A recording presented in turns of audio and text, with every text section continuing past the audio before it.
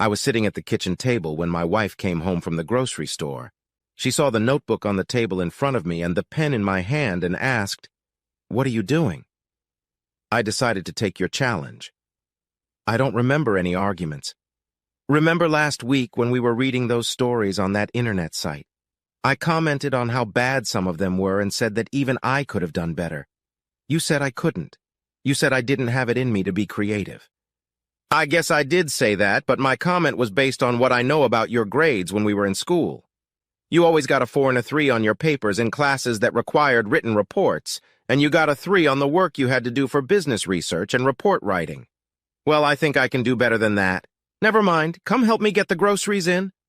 I helped her get the bags in and helped her put some things away, then sat back down at the table and started writing. As I was making dinner, she asked, "What are you writing about?" She asked. "I won't say anything yet. I'll let you read it when I'm done and you can critique it before I put it up on the website." I didn't think it would be too hard. Yeah, everything I did in college didn't bring in great grades, but I didn't want it to at the time. I was only doing what I had to do to survive those classes. For one thing, I didn't want to be there, but my parents more or less blackmailed me. My dad wouldn't let me work in the family business unless I had a bachelor's degree in business management.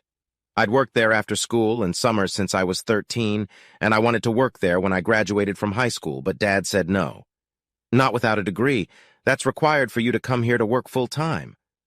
So I got over it and went to school. I got my degree and went to work in the family business. I lowered my gaze to my notebook, picked up a pen, and began.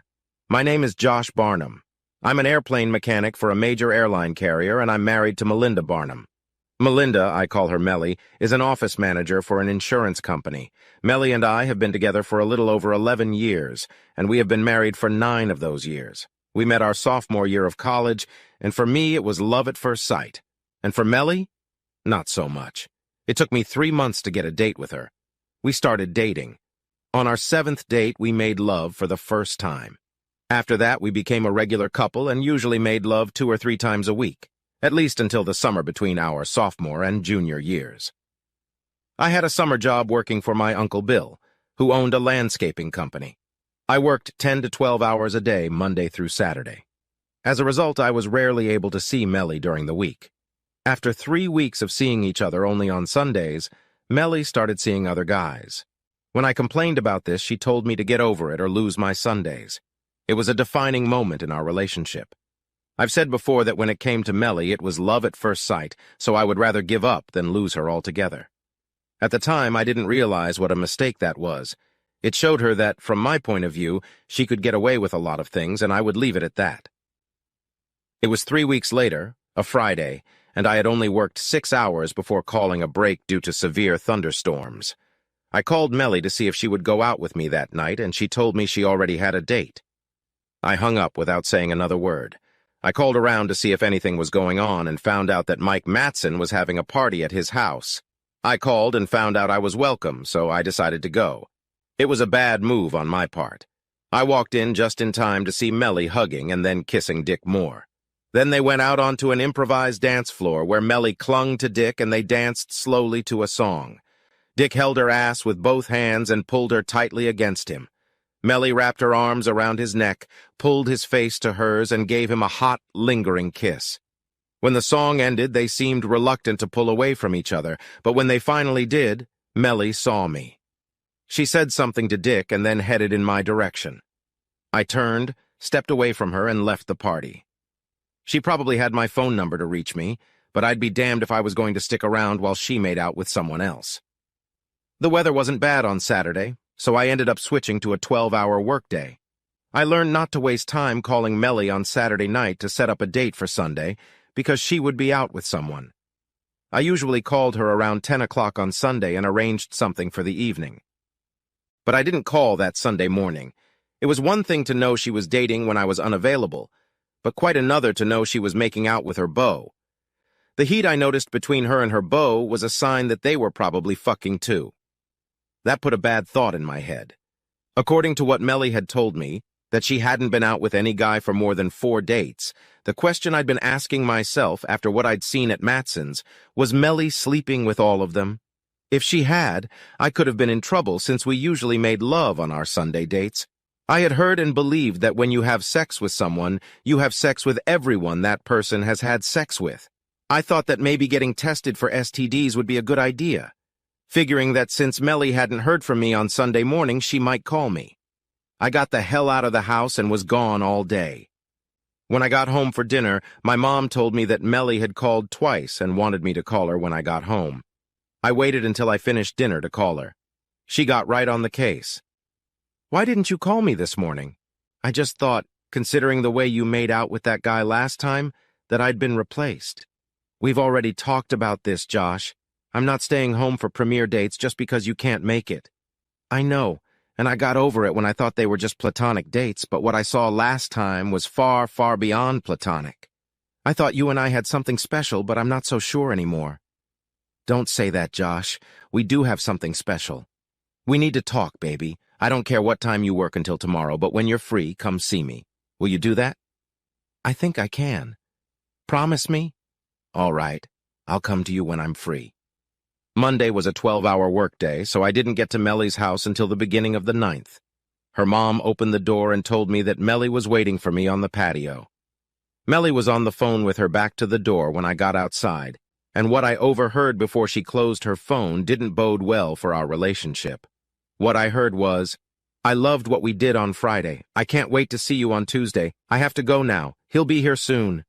Bye." I walked back into the house and then opened the patio door with a great deal of noise. She turned around and saw me coming out of the house. I didn't give any sign that I overheard anything. I just walked over to the table and sat down. I just looked at her and waited. She finally realized that I wasn't going to start a conversation, so she said, "What's wrong, Josh? You agreed to my dates when you couldn't make the time." That's when I thought these dates were something like going to a movie and maybe a milkshake at Harry's afterwards. Or maybe a party like Matson's where you dance and socialize with our friends. Simple things, so you could act like you're still my girlfriend. It's nothing like what I've seen at Matson's. The way you made out with that guy and let him run his hands all over your body without even trying to stop him pretty much told me that if he wasn't already fucking you, he would soon. Not the way I expected my girlfriend to behave in front of my friends. "It's disgusting what you're telling me." "I'm telling it like it is." "Maybe you should just leave." "I guess that would be the best thing to do. After what I've seen and not knowing if that's how you feel about all your dates, I think it might be a good idea to get tested." I stood up and left her with a shocked expression on my face. I made it to my car before she caught up with me. "You don't really think of me that way, do you?" "What I saw Friday night was pretty rough, Melly.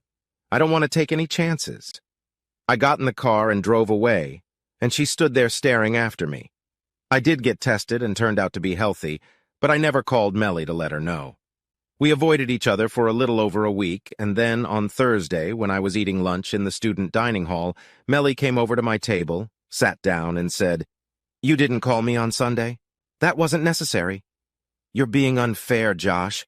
Why do you expect me to stay home 6 days a week because of your job?" "Maybe because I look at it as on-the-job training." "What the hell does that mean?" "Maybe it's to prepare you for what you might have to do after you get married, and your husband has a job that makes him work late." "That's just silly. Being married isn't the same as going to school." "Maybe the way you look at it, but not the way I look at it. You knew all along that I intended to ask you to marry me after graduation, and you led me to believe you'd say yes. You know that my major is aviation maintenance management, and when I graduate, I will have my airplane and propulsion license. My goal is to work for an airline and get promoted. There's a darn good chance that if I do join an airline as a newbie, I'll have the worst shift and the worst weekends.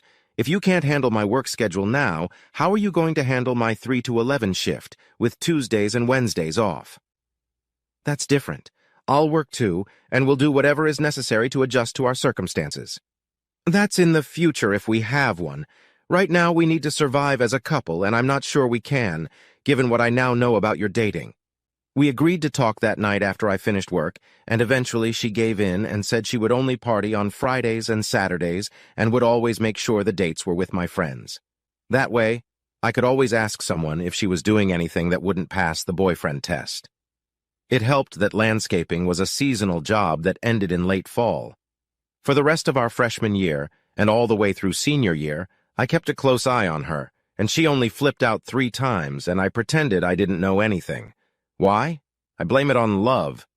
When we graduated, Melly moved in with me and we lived together while our mother prepared the wedding. It was a new experience for both of us, to be able to make love every day and not have to rush back home. There were nights when I wasn't at all sure I would be able to get out of bed in the morning.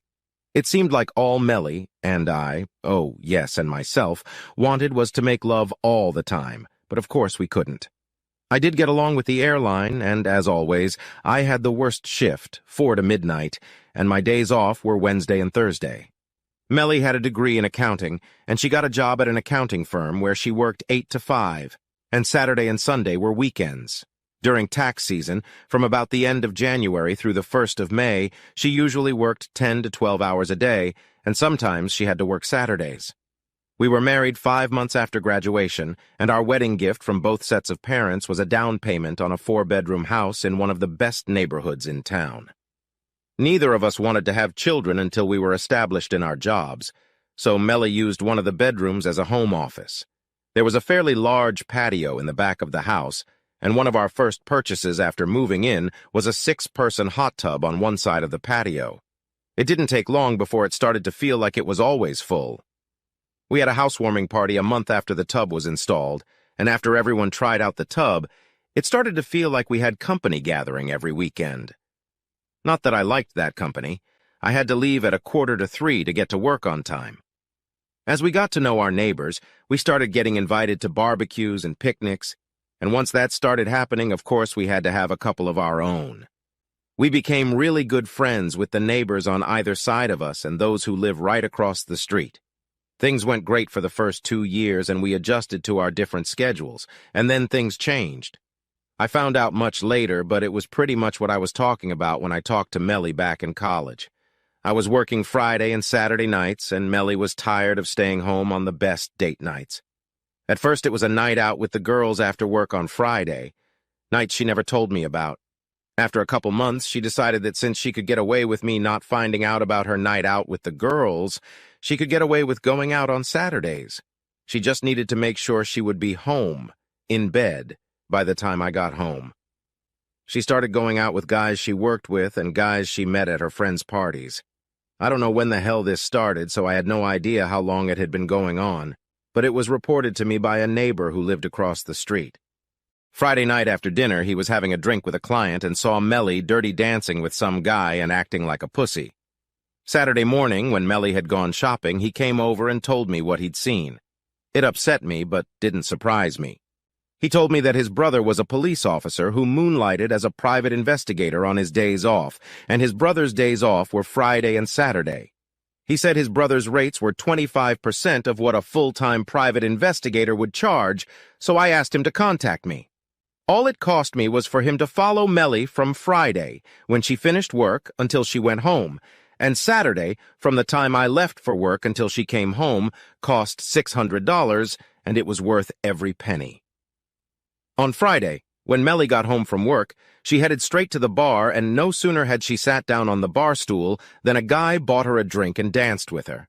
They left the bar at 8 and checked into the motel, and yes, they left the lights on for them, and stayed in room 107 until 11, and then she went home. She didn't even leave the house on Saturday.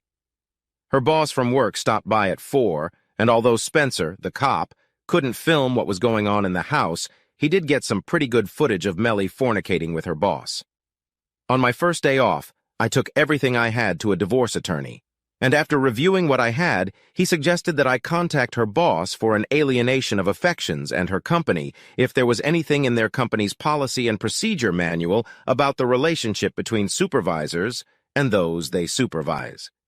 I told him that her boss owned the company, and when I told him that, I could almost see the dollar signs in his eyes. I told him to go ahead and take over. He asked me to give him a week or so, and that he would prepare the paperwork so I could come in and sign it. I left his office, hoping I could act like a know-nothing cuckold, which I was until I got the Spencer report. I guess I succeeded, because next to me, Melly didn't seem any different. The lawyer called me a week later and told me he had the paperwork ready for my signature. When I got to his office, he was smiling and said he had some very good news for me. Apparently, her boss was bragging to everyone in the office that he had Melly. I'm not a lawyer, but I'm pretty sure the overheard conversation is just a rumor. It's basically a case of him saying he didn't say anything. Maybe if it wasn't taped. The man I got the tape from hates Philby and is always looking for some way to do him a disservice. Isn't there some law that says both parties have to be aware of the tape? In some states, yes, but this state is not one of them. All right then, go ahead and do what you think is best. I finished the story, reread it, and decided it was okay. I looked at the clock and saw that it was almost dinner time. I called my wife from the kitchen and handed her the story and asked her to read it and comment to me. She took the story from me and started reading it. About halfway through, she started to frown, and finally, with a loud whoop, she looked at me and fainted. I got up, grabbed a glass of water, and splashed it in her face. She mumbled something as I helped her up. Just then, the doorbell rang, and I told her it was probably for her. She looked confused as I walked her to the door. She opened the door and saw a young blonde-haired girl standing there. The blonde stopped chewing her gum long enough to ask, "Mrs. Melinda Barnum?" Melinda said yes, and the blonde handed her an envelope with the words, "You have been notified. Have a nice evening." And she turned and walked away. Melinda didn't hear the last sentence. She fainted again when she heard she had been notified. This time I didn't bother with a glass of water.